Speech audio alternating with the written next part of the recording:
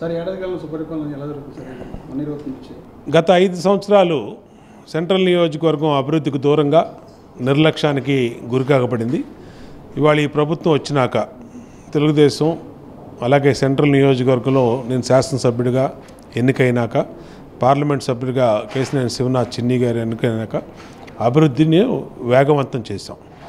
ఈ 12 నెలల్లో 240 కోట్ల రూపాయలు ఖర్చు పెట్టి డ్రైన్లు కానీ రోడ్లు కానీ అలాగే కమ్యూనిటీ హాల్స్ కానీ ప్రైమరీ హెల్త్ కేర్ సెంటర్స్ కానీ స్కూల్స్కి కానీ 240 కోట్ల రూపాయలు ఖర్చు పెట్టాం.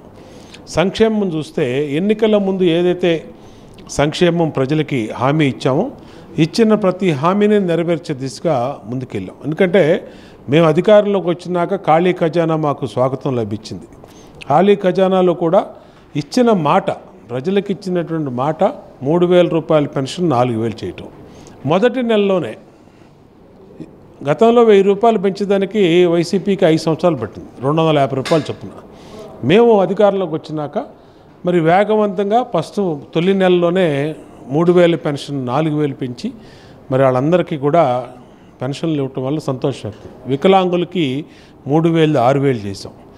అలాగే డయాలసిస్ వాళ్ళకి 10,000, తలసేమియా వాళ్ళకి 15,000, ఇవన్నీ కూడా సంక్షేమ కార్యక్రమాలు.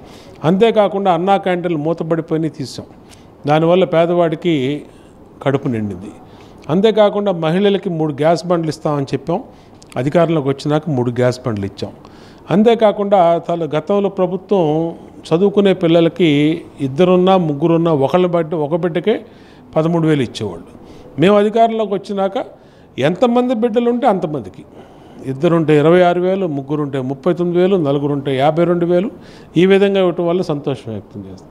అలాగా రెండు కళ్ళులాగా ఈ ప్రభుత్వం అభివృద్ధి సంక్షేమం రెండింటిని సంపాళ్ళలో ముందుకు తీసుకెళ్ళాం. ఇవాళ గత సంవత్సరం వరదలు వచ్చినాయి. వరదలు వచ్చినప్పుడు తీవ్రంగా దెబ్బతింది సెంట్రల్ నియోజకవర్గం. మరి అటువంటి పరిస్థితిని దాటి అభివృద్ధి కార్యక్రమాలు అలాగే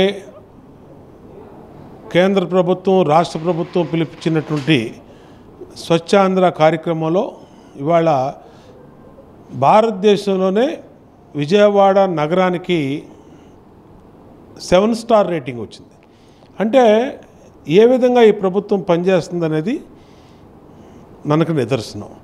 గతంలో వైజాగ్కి వచ్చాయి అలాంటి అవార్డులు, ఇవాళ విజయవాడకు వచ్చింది. అంటే అలాగే స్వచ్ఛ సర్వేక్షణ్ అని చెప్పి ప్రెసిడెంట్ ఆఫ్ ఇండియా అనౌన్స్ చేసినటువంటి దాంట్లో 4వ సిటీగా విజయవాడ వచ్చింది. అంటే భారతదేశంలోనే 4వ సిటీగా స్వచ్ఛ భారత్లో వచ్చింది.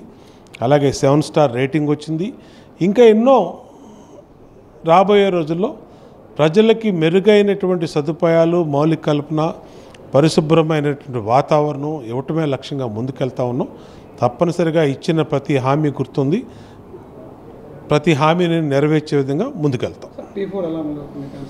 P4 కూడా ఇవాళ ప్రతి కుటుంబాన్ని కలుస్తూ ఉన్నాం. డోర్ టు డోర్లో సుపరిపాలన తొలి అడుగులో అందరినీ కలుస్తున్నాం. ఎక్కడైనా ప్రజల సమస్యలు ఇబ్బందులు ఏదైనా ఉంటే వాటిని పరిష్కరిస్తూ ముందుకెళ్తా ఉన్నాం.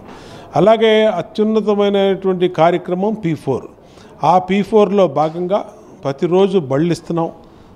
చిరు వ్యాపారులకి తోపుడు బళ్ళు ఇవ్వటం కానీ, రజకులకి ఇస్త్రీ బళ్ళు ఇవ్వటం కానీ, అలాగే కుల వృత్తులు చేసుకునే వాళ్ళకి సామాను ఇవ్వటం కానీ, అంతేకాకుండా లేని వాళ్ళకి వాళ్ళ అవసరాలను బట్టి దాంట్లో కూడా సహాయం చేస్తున్నాం.